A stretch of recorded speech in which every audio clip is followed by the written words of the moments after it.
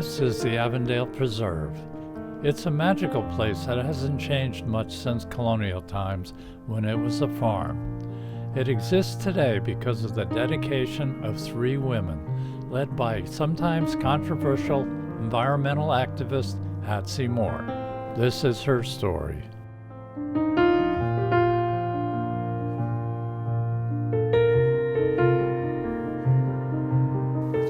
Good morning, Tom Galuscio here, President of the Westerly Historical Society, with our ongoing program, Reflections. And this morning I have the distinct pleasure of introducing an old-time friend, long-time friend, and resident, Hatsie Moore. Good morning, Hatsie.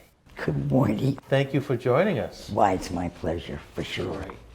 So like I ask everybody when we start these interviews, other than changing the name, how did Hatsie Moore come to be? Tell us a little bit about your paternal and maternal grandparents and parents in the early days. Well, I came to be on July 21st, 1941, and I am one of 2. I'm a twin.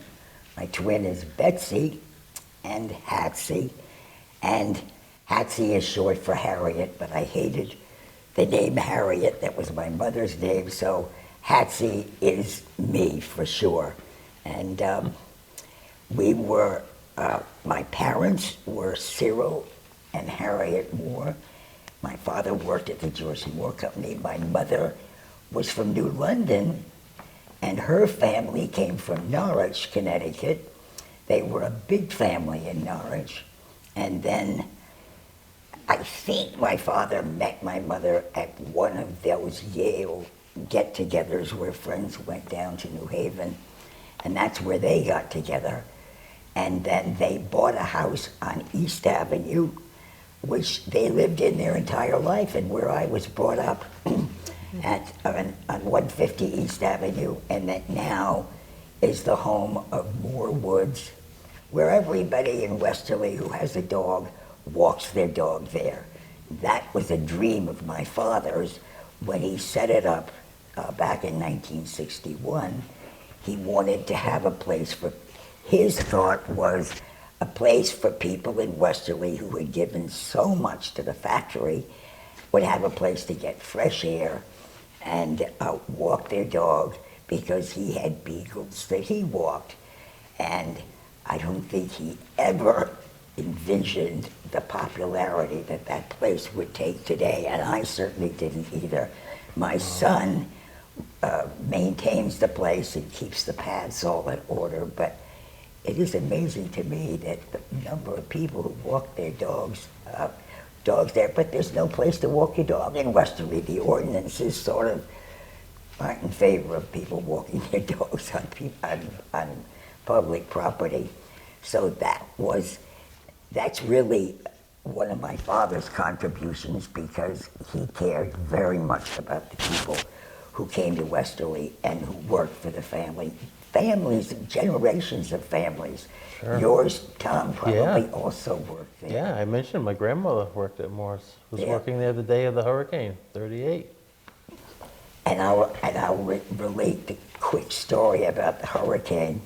Of course, my family had a house on Nappertree Point that was gone. My mother was on the second floor with my sister, my older sister Mary, when the big wave hit and took down the house in one huge wave. They wound up in Pawcatuck on Mr. Davis's farm, and they were found probably 12 or 14 hours later. My mother broke her neck in the process. My father thought she was being psychosomatic because she complained of a headache after the hurricane. That was in 1938. They didn't find the broken neck until 1941.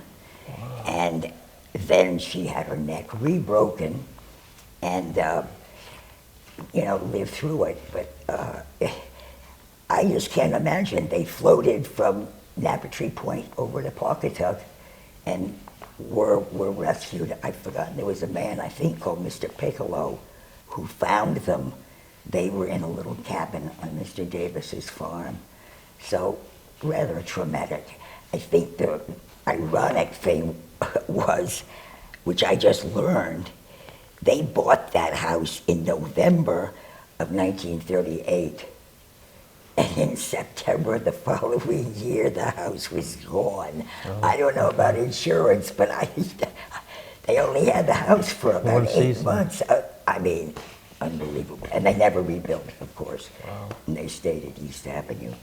But getting back to my family, Sure, your grandparents and parents. I think that I don't know how many people in Wesley really know about George C. Moore and the George C. Moore Company that he started.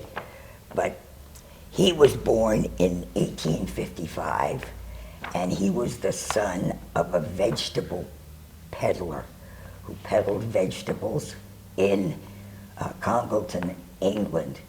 So there was no money there. There was no education to speak of.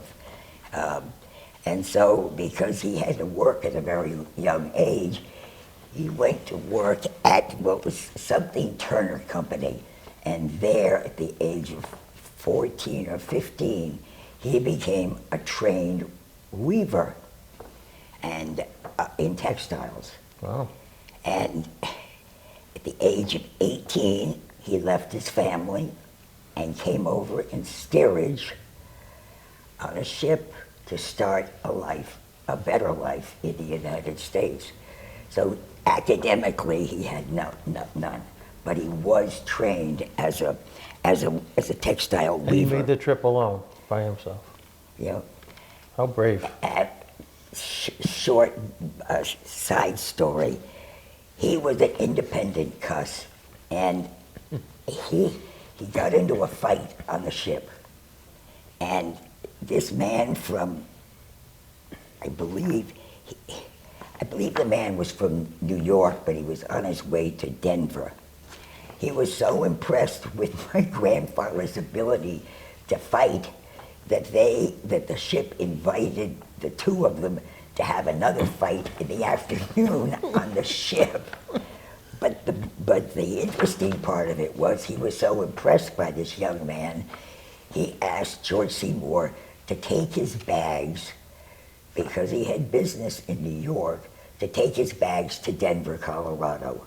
So George C. Moore, although his destination was East Hampton, Massachusetts, he had a short way to out to Denver, Colorado, to take the bags of this gentleman that had business in New York. In New York, and Grandfather Moore, I guess, loved this man, and this man was a Catholic, and that's how George C. Moore became a Catholic, because he was so impressed by this man, and we've all been Catholics ever since. So, but then he came back to East Hampton, Massachusetts, and George C. Moore was smart, and not by academic standards, because he didn't have any, but he was ambitious, and he was perceptive, and he was driven. And as I understand it, he was not in any way a congenial sort of person, and he wasn't an easy person to get along with. I think some of the Moores, my father included, they're all strict disciplinarians, and I can say that maybe that doesn't make them the easiest people to live with, but that's why the George C. Moore Company is where it is.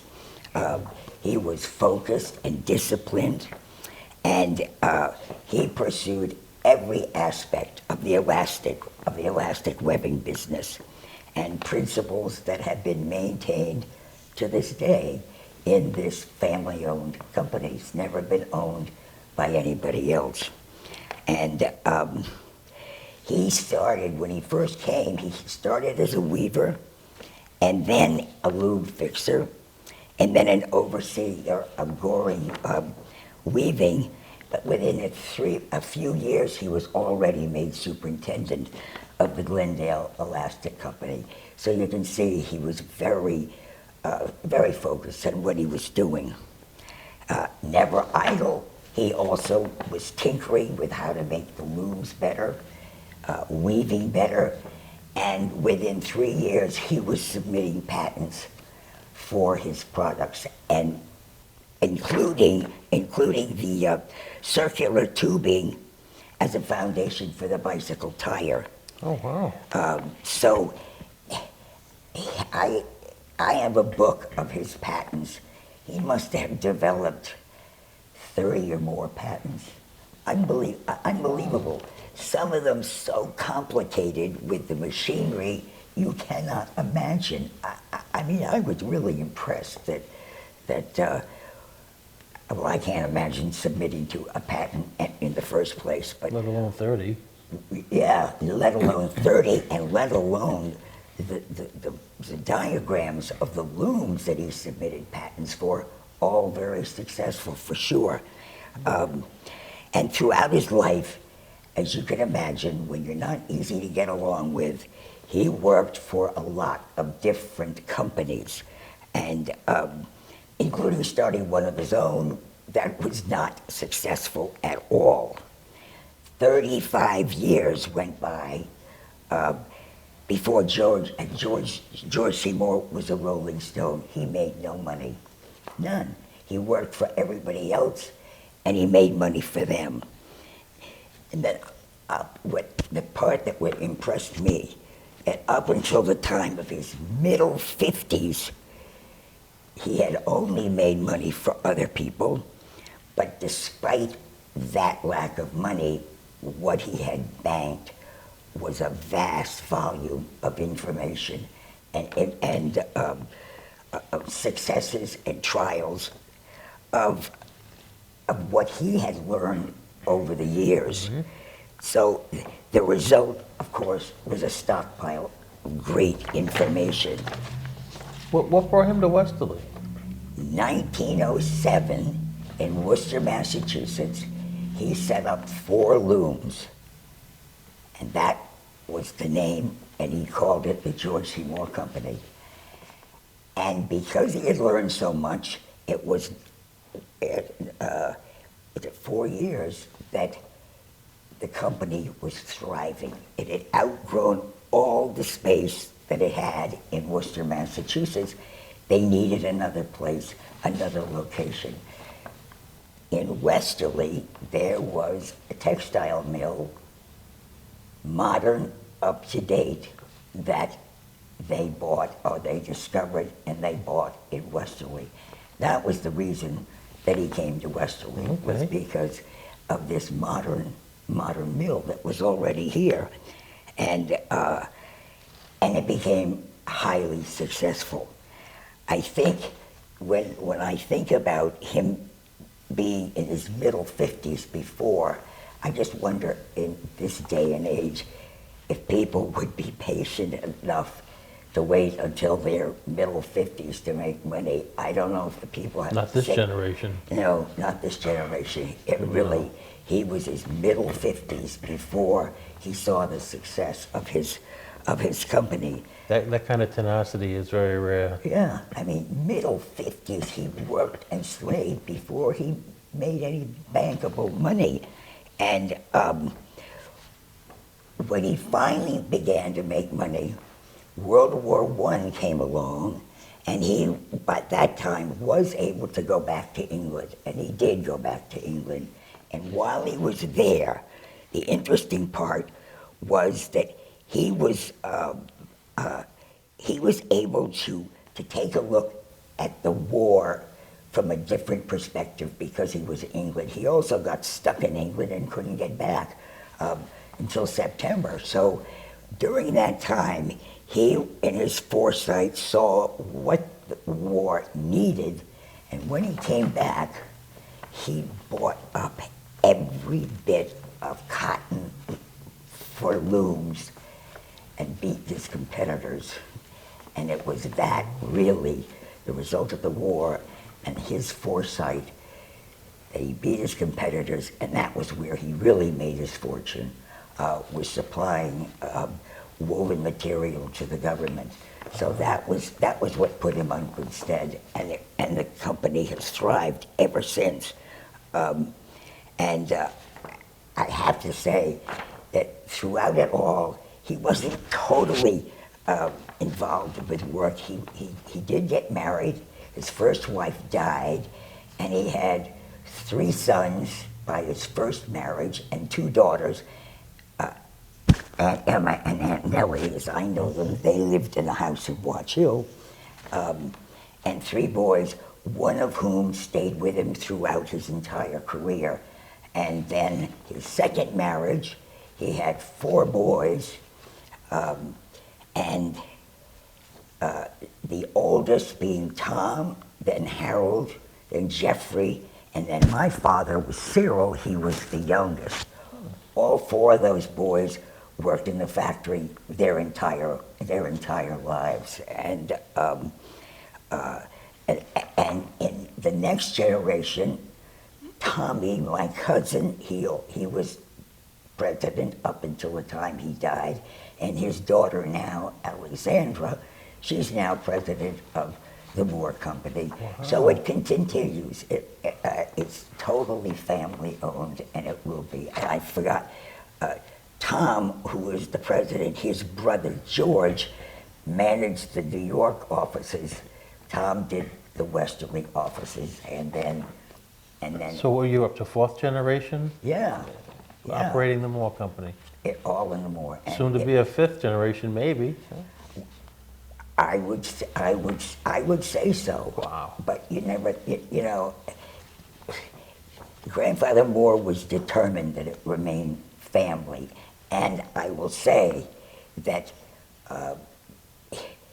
driven as he was, he didn't give a damn about them getting an education.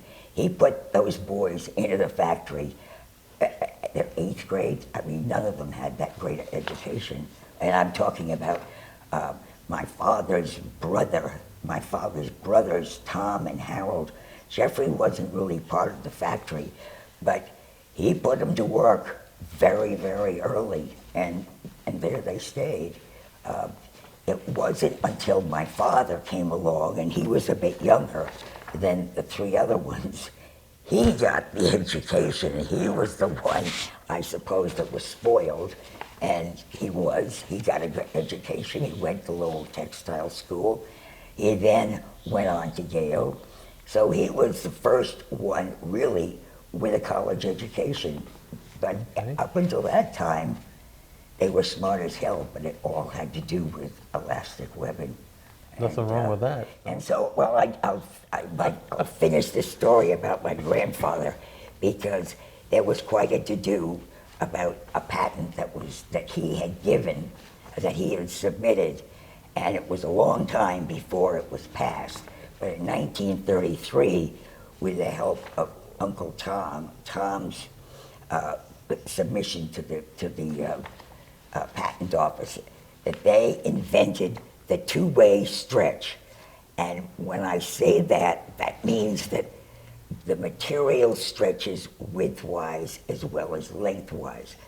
So your ladies' garments and girdles are all based on the 2-way stretch. And I'll tell you, I doubt there's something anything that you don't put on that doesn't have the 2-way stretch that he invented. Wow. Back. Well, it was given its okay in 1933. I mean, everything we put on is all stretchable. Sure. And I mean, when you think about it, that's a pretty big deal. Yeah. I mean, we should do a book on the history of the Moore family and mill. Really, there's a lot. I think, you know, There's more there than we're going to be able to share in this interview.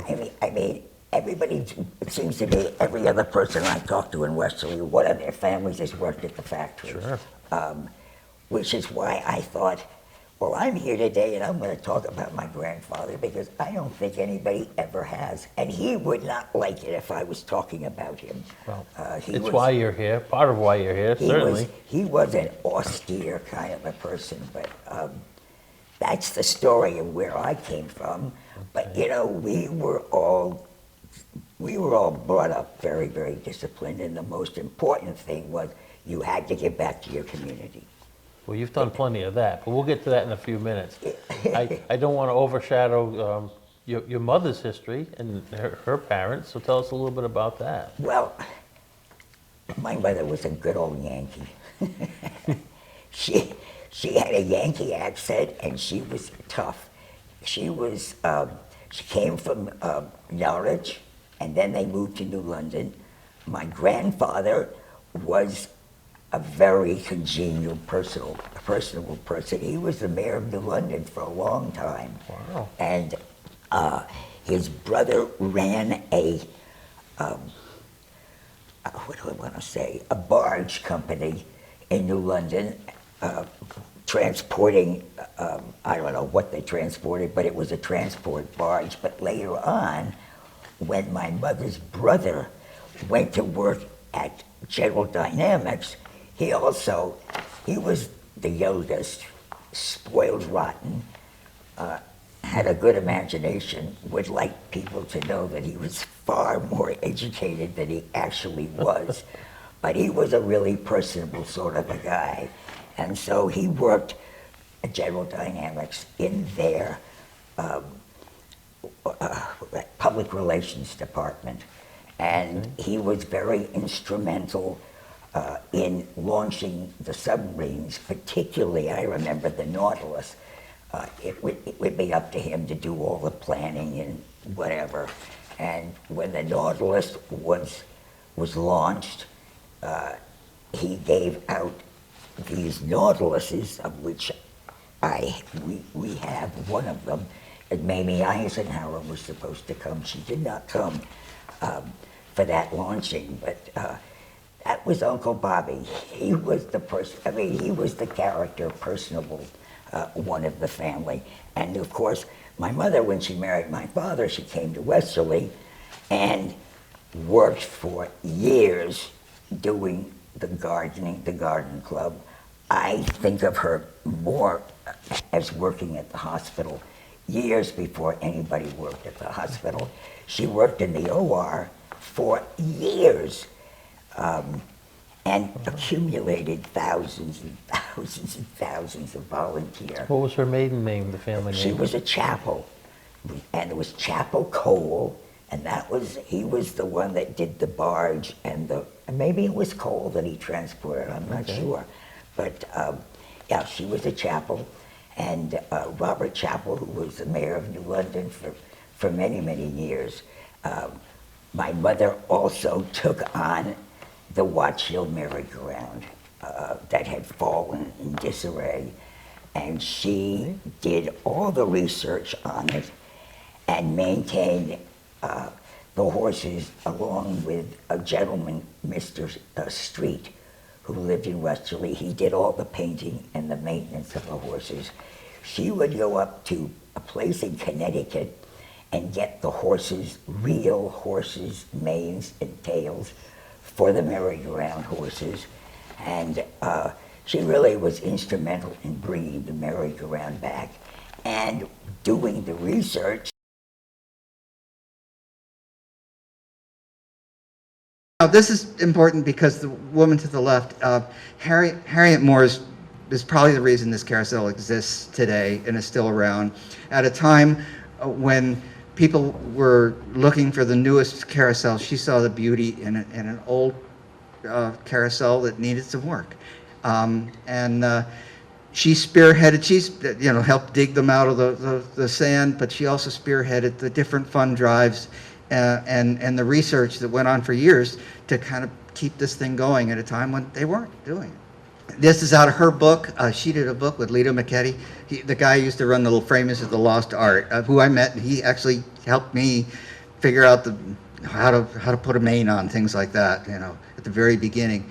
But this is a 1920 picture. This really helped. This gave a good idea what these horses looked like. And this was in 1976, but it could have been this morning. I was at the carousel this morning because it wouldn't start, so I got a call from Ted to come over, and we got it going. But once it got going, the kids were just as happy. It could have been up just like this morning. Now, so Harriet Moore had people working for her to work on it. This was Bill Street Jr., and you can see he's got, he's painting and priming, and here he's curing a tail, and this is a great shot for me, just as somebody who likes to, has worked on these horses. There's hundreds of repairs all over these horses. And that one, I know when it came from, and I know who did it, and I have a sense of what it's all about, whereas the others you can't. So it's kind of nice to have a photograph that shows who did what repair when. This is his backyard, and you can see the horses are getting all ready to get cleaned up and repainted. And here they are with paint and awaiting saddles. It kind of looks like our backyard. And that is our backyard. But that gives you an idea what these horses look like before they get. There's a lot of work that goes into just making them look like horses before they get their manes and saddles. So Harriet had a daughter, Hatsie, and Hatsie had saved all the work that her mother had and had a lot of paperwork. And Bob Richens and I and my dad went over and talked to Hatsie, and Hatsie showed us some paperwork. And at the bottom of one of those pages was a little scrawled piece of a number in New York to a fellow named Frederick Freed. And I knew this fellow because he had written dozens of books that I had read when I was at Mystic Seaport, learning about the folk arts. And I thought, can it be that easy? This guy is a god in folk arts. And sure enough, I called the number and he answered. And he consulted with us early on and gave us the direction that we were going to go for the next 15 years or so. He was just a kind of a wonderful guy, and he kind of pointed us in the right directions. And I have to support her. It is the oldest merry-go-round in the United States. Tens of thousands of children owe your mother a great deal of gratitude for countless hours of enjoyment on that, including myself. Yeah, and me too. My daughter Lindsay now has taken over the merry-go-round, so that passes from generations to generations for sure. Right, and I think that really was her contribution. So, but that certainly is a notable contribution. It really is. Yeah. So transitioning from that, what did you and your siblings do for fun growing up in your early years? Where'd you go to elementary school or junior high? I just wanted to be outside. I just wanted to be in the back fields. With the house at East Avenue, we always had sheep. My next door neighbors were a wonderful family. They had pigs, and I loved their pigs. And they also had an outhouse. And I will tell you that I was so upset that they had an outhouse and we didn't. We didn't have we never thought about who had more or less. There was never any of that. This was the most wonderful black family. I mean, they were my best friends. Their kids were my best friends. Who were they? It was the Jordan family. Okay. I don't know where they worked. I just remember there was a whole bunch of them that lived in this teeny tiny house next door, and we grew up with them. But it was the Jordan family. I think maybe they might have worked for people. I don't know. They were just my best friends. Mrs. Burrow, she was like the grandmother who lived in the house, and then her daughters were the Jordans. I grew up with Nellie Jordan and Jean Jordan and Catherine Jordan. They were my friends. That's who I played with, whether it was hopscotch or bicycling. They were my best friends, and we all went to school, Elm Street School. And by the way, when my grandfather came to Westerly in 1912, my father was born, but my father went to Elm Street School and had Mrs. Berry for a fourth grade teacher. I went to Elm Street School and had Mrs. Berry for a fourth grade teacher. I was terrified of this woman, absolutely terrified. She was so strict, and I could not write. I was left-handed. Everybody in the class, we had inkwells, And I was the last one in the class to get an inkwell. And I can remember to this day when Mrs. Berry said, Hatchie, you can now have an inkwell with a pen. Dipped my pen in and wrote my name, made a big blob, and she took the inkwell away from me. And I was the end of my writing with an ink. I mean, that was the way it went. That was my best friend, Nellie Jordan, beautiful writing.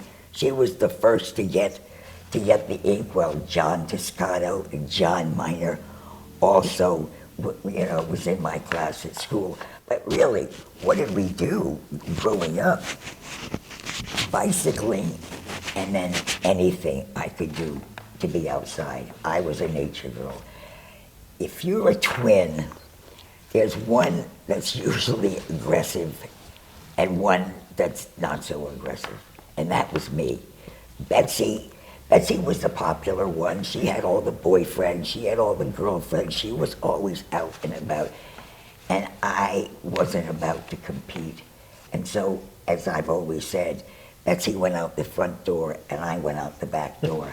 And I went out into the fields, and that's really where I was happiest. Wonderful. But I was stupid. I was so stupid. I had such struggles in school, except spelling. You couldn't beat me on spelling. But I was no student.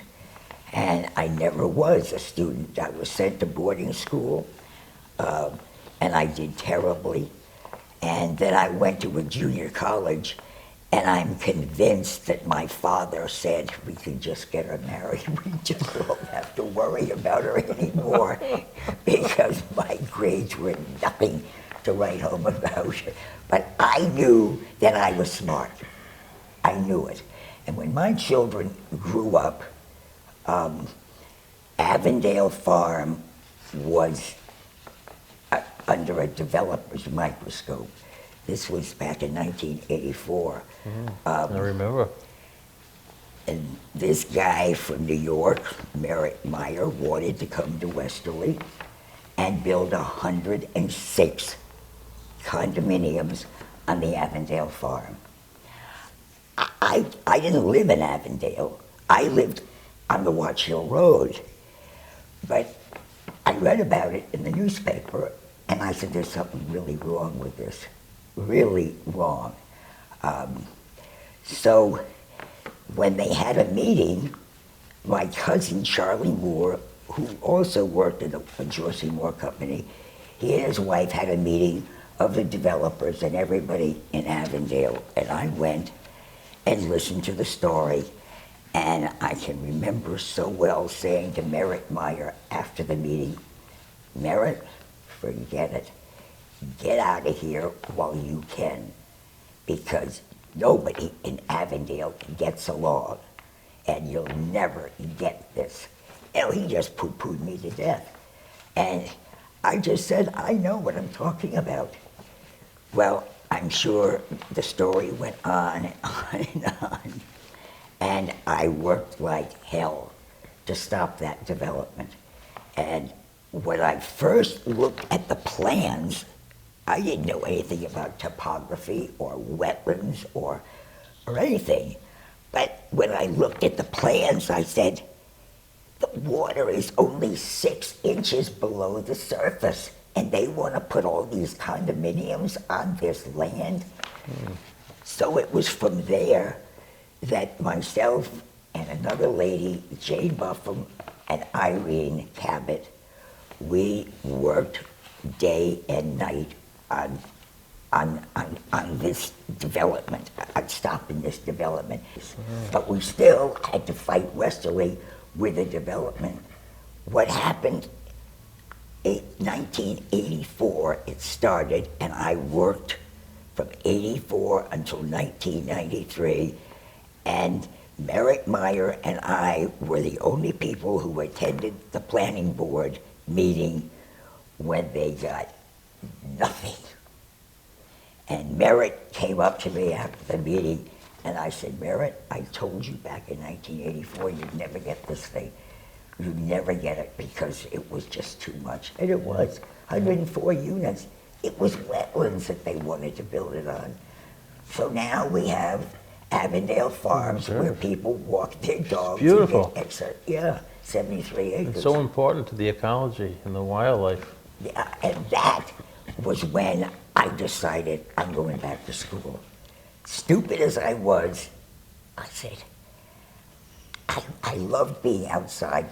Jane Buffum hired this professor from Connecticut College to come over and look at the vegetation. She had gone to Connecticut College and knew a little bit more about vegetation. I knew nothing. I mean, I knew plain old names, but not the Latin names. Dr. Nearing came over, and he and Jane were going through all this stuff, looking at all the plants and this. And I was so envious, I couldn't stand it. I said, Dr. Nearing, do you think I could go to Connecticut College and take your class? He said, of course you can. Of course you can. I said, Wow. I'm really stupid. He said, nobody's stupid. He said, of course you can come to Connecticut College. I thought, it took me 6 months to get up the courage to write the letter to apply to Connecticut College. And then I had to write some kind of a theme or something. I don't know, something. It took me another 4 months. I was terrified. Submitted it, went, and was happy enough to, to get accepted. And then I had to take botany. Oh my God. I had no chemistry. I had nothing. I thought, I'm gonna flunk this damn class. I'm gonna flunk this class. And the professor that I had, Dr. Scott Warren, I said, how am I going to get through this class? All I remember was there was this huge auditorium, and there were a ton of kids in it. This was in September when the botany class started. And in October, when the first exam went through, there was about a third of the students left in the class, and I was one of them. But I said to Dr. Scott, I said, how am I going to get through this photosynthesis? It was, talk about foreign. And so what I did was I started taping my classes. So I would tape the class, go home, transcribe it word for word, and then memorize the important thing. Because this was all foreign. It was all foreign to me. The only way I could do it was to memorize it, and then if I memorized it, I could do it on an exam. Finally, I went to the Human Resources Department at Connecticut College, and I said, look, I really want to stay here, but I'm really stupid, and I don't know how I'm going to get through these science classes. So they said, well, let's do some testing. Okay, they did testing, and boy, I was so bad. I was so dyslexic, and on top of that, I had short-term memory a syndrome. So that was why I couldn't take notes. I'd be taking a note, the teacher would be 2 sentences ahead, and I couldn't remember what the hell he said. So between the dyslexia and the short-term memory, I mean, I was up a creek, but I was determined, and I figured out a way to get through it. And I graduated from Connecticut College with honors. But Wow. I knew every color crayon, and that's how I got through. I coded everything. And when they said to me, Hatsie, we want you to go down to Yale, I said, you gotta be kidding me. Me go to Yale? Are you kidding me? He said, you got good grades. I said, go to Yale? When my father went to Yale, Oh, I could wow. go to Yale? Sure, he said, you'll make it. I did. And I graduated from Yale with a master's. And to me, Outstanding. and I was 60, 67, 70 years old. Outstanding. Yeah, I didn't do any of this education business until all my kids grew up. I mean, my twins were out of, if they weren't out of college, they were in college when I decided to go back to school to get educated. So, I mean, I was certainly a late bloomer, but it was nice to know they never heard of dyslexia when I was growing up. So usually we address this college bit a little bit after your junior high and high school years, but since you did it so much later in your life, we missed a little segment, and that would have been your post-college years when you met your husband and started your family.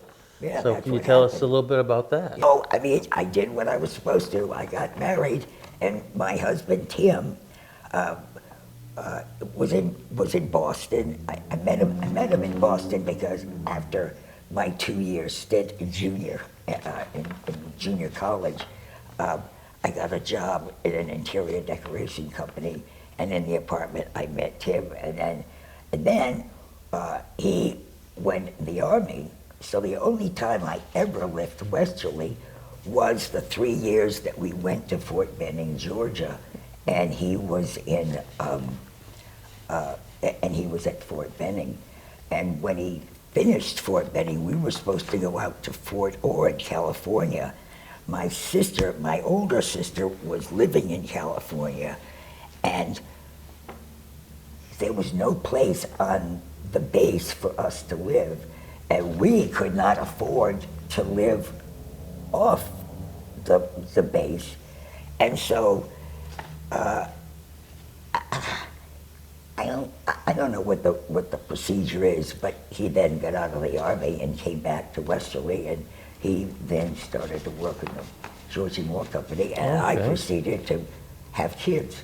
The first one in '67, Timothy, and then Toby in 1970, and then, to my horror, twin girls. So it didn't skip a generation with your family. You went No, from one to the and I next. didn't want girls. I mean, I didn't want twins. I mean, everybody said, "Oh, twins are so great. They're so wonderful. They're so this and that." And I said, "I don't want to have twins."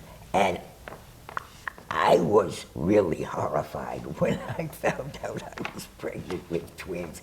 First of all, I wanted 6 boys. I wasn't interested in girls, but Dr. LePere said there they were, twin girls, and that's what I had. I mean, I loved them to death, but at the time, I did not want twins and I did not want girls, but it worked out okay. It worked out okay. Oh dear. I mean, you're making me think about stuff that I haven't thought about in a dog's age, really. But it was kind of funny. But Well, you ended up with a beautiful family. yeah, I ended up with a great family. And by the way, they're all back in the area. They all moved on. They all did their thing. And now they're back in the area. Toby's in Charleston, Holly's in Westerly, Lindsay's in North Carolina, and Tim's in Westerly. So Wonderful. I'm reaping the benefits of that, really. Good for you. Wonderful. But it's crazy how things work out. You know, I mean, I am sure my father said, just get her married. School was not for me, but it was only because I had dyslexia. The determination and the drive of my grandfather was still there. But, you know, times had changed, and academically, Sure. I was going to get nowhere. Oh, it's amazing you identified that and overcame it. That's a great story. Yeah, I mean, you could overcome anything. I was determined, and it was really thanks to this Dr. Neary. He said, "Oh, Hatsy, of course you can do that." And people, when I went down to Yale, I got an apartment down there, and I was lucky. You know, going back to school at the age of 60 some odd, are the kids going to get along with you? What's going to happen? Are you going to be an outsider? I was really lucky. I got along with everybody down there, and they would come to the apartment, and we would all study together. And trust me, there were many nights I never went to bed, but they always laughed at my notes because my notes looked like a rainbow. I said, "This is the only way I can learn all these different colors." And I said, "I'll be happy to teach you how to do it," but they could not believe my notebooks. That was That was the hardest 3 years of my life down there at Yale. God bless you. Awesome job. It was, yeah, I mean, I graduated, 2003, and broke my arm climbing a tree to get a branch for a report. No arm left, but put me back a little bit. But yeah, the best time of my life, and it was purely academic down at Yale, New Haven. Really was Great story. It was an honor. Really, it was an. So that was in your 60s, so you've spent a couple of days in between graduating from Yale to today. What's keeping you busy now? You don't really want to know. I do want to know now. I'm sure you've got something interesting Oh going. God, yes. That's occupied my life.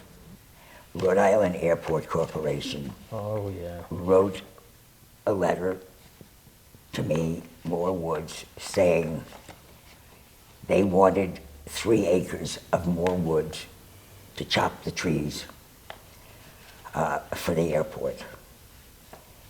And I said, my father would die if he knew that this was happening. First of all, the 3 acres they wanted was in the wetlands. Second of all, it was in a historical cemetery. And they wanted to chop the trees down. And I thought, are you crazy? But when they came and said they were going to take the 3 acres, they took them by eminent domain, which put me out of it. They just plain took it. I said, you're not going to take it. And they had gotten DEM, and it was totally bogus. They got permission in 4 days. How could DEM come and look at property and 4 days later say, no problem, go ahead? I said, they're not going to get it. They are not going to get those 3 acres of trees. And there were 35 other people, no, 15 other people that they had taken the property from. And I said, I called all of them, and 4 of them agreed that they did not want to have the trees taken down. And so we sued the Rhode Island Department of Transportation and Rhode Island Airport Corporation. We sued them in 2015. It is now 2025, and we're still alive, and we are in the process of submitting an appeal to the Rhode Island Supreme Court to turn this thing around. But I can tell you, it has been hell and hell and hell. Getting as far as we have had, it's cost a fortune. The 4 of us who sued RIAC and DOT, when we finally got through the Superior Court part of it, the lower court part of it, they dropped out.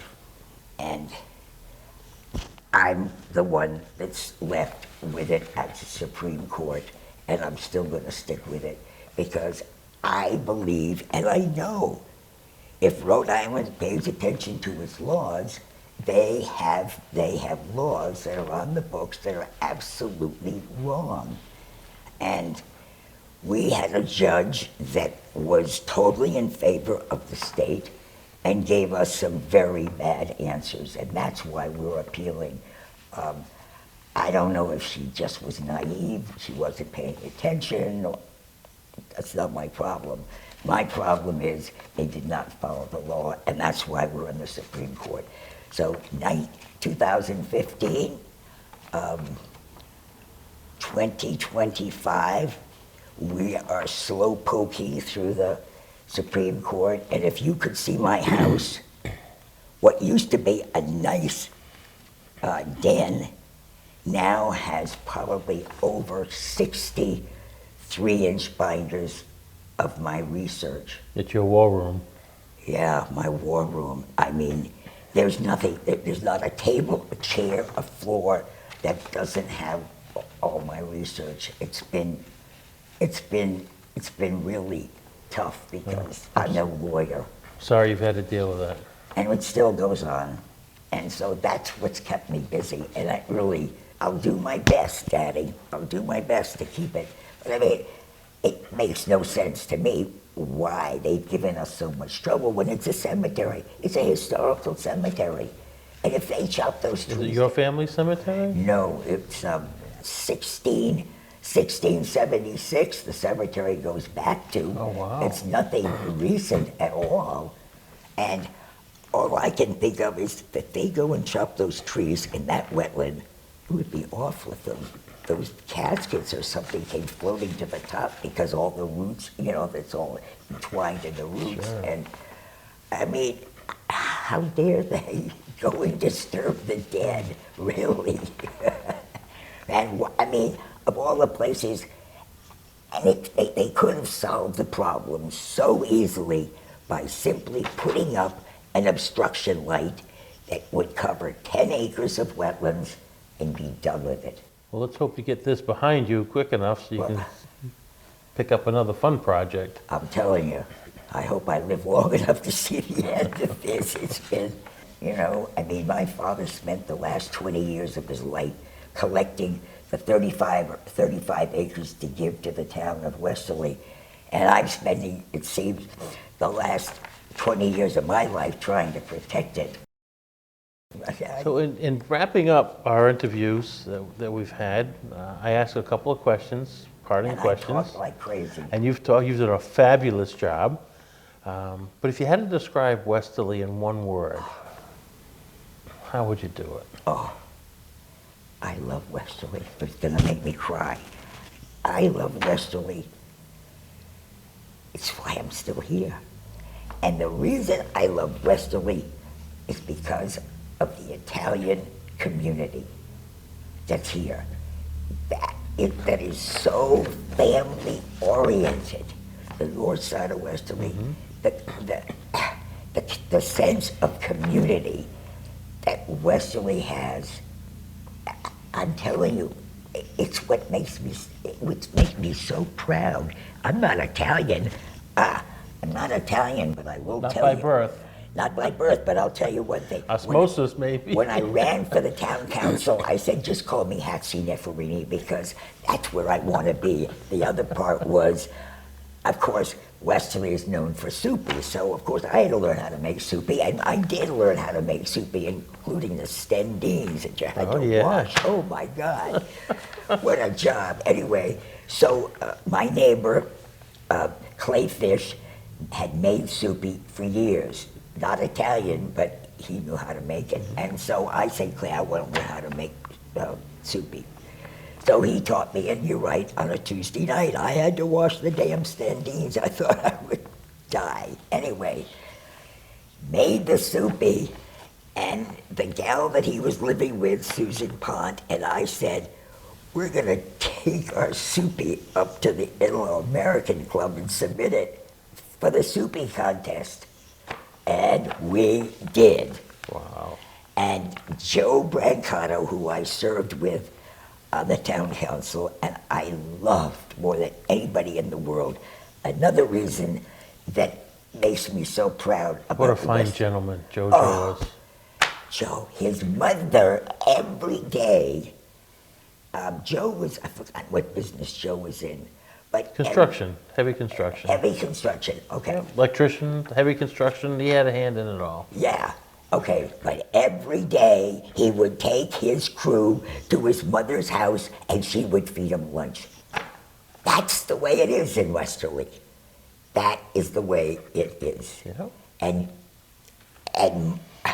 And they would roll over if you didn't follow the Sunday dinner of, the oldest made the food and everybody else came. I mean, those are the things about Westerly that you cannot find anywhere else. The other thing is, they all came over from Sicily. They all lived on postage stamp lots, and they had gardens. that you just couldn't believe. I couldn't grow a damn tomato. I mean, and I would go drive to the other side of town, and these gardens would be like, everything was, how did you do it? Their green thumb was phenomenal. Oh, my uncle's the same way. On a postage stamp, could create bushels of produce. Bushels of tomatoes and eggplant and everything. I mean, you drive, starting now, drive all over the north, it's still 2025. There are these massive gardens on postage stamps. I don't know how they do it. Yeah, amazing. I got the same soil that they have, and I can't even grow a tomato. It's crazy, but that's Westerly. The sense of unity and community and the Italian life, you can't beat it.